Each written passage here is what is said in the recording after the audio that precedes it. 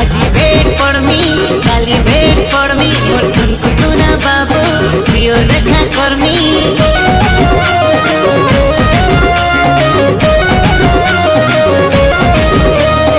আজি भेट पड़मी काली भेट पड़मी मोर सुनको सुना बाबू सियोर देखा करमी मोर दिन कटुछे सोना कर करी इंतजार ए मोर कुलबी रानी चकोबा तते मिस करछे बारंबार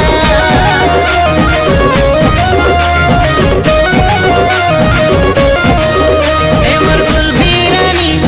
चकोबा तते मिस करछे बारंबार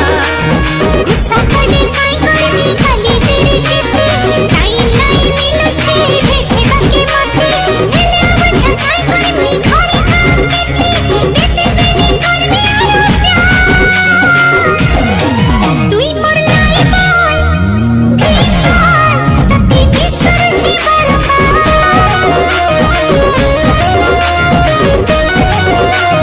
तुई मोर लाई बोल तते मिस करछे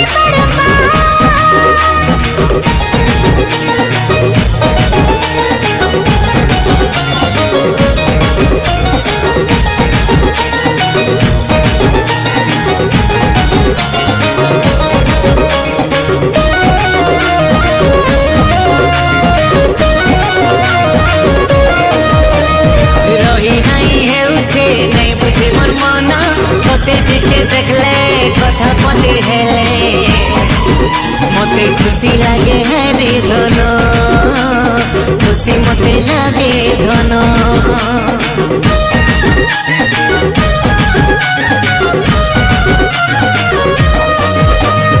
रही नहीं हेउछे नहीं बुझे मोर मन तते टिके देखले कथा पते हेले मते खुशी लगे हरे धन खुशी मते लगे धन बुझे मुई पारुछे सब कथा धन तते दिखा करती कथा बदे हेती तते खुजी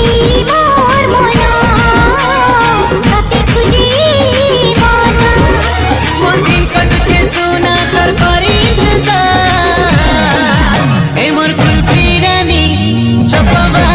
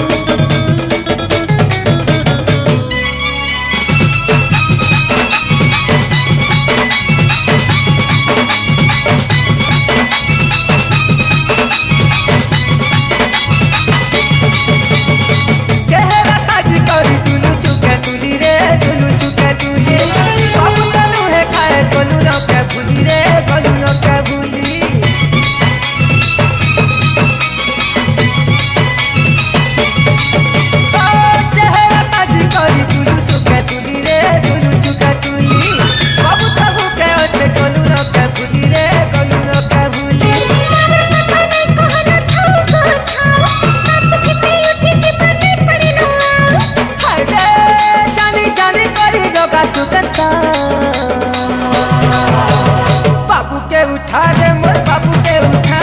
बाबू के उठा। তুই খাও ঘাটকে তুই খাও হিচে খাও उठा रे मोर बाबू के उठा, बाबू के उठा।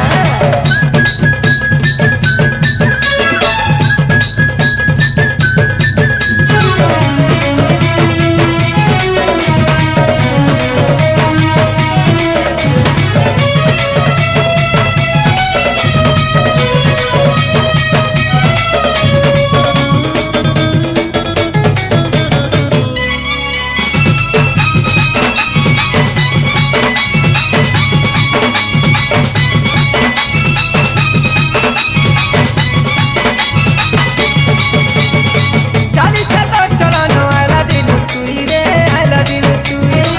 उठा रे कर निकल ताके आबाते इता गले आबाते।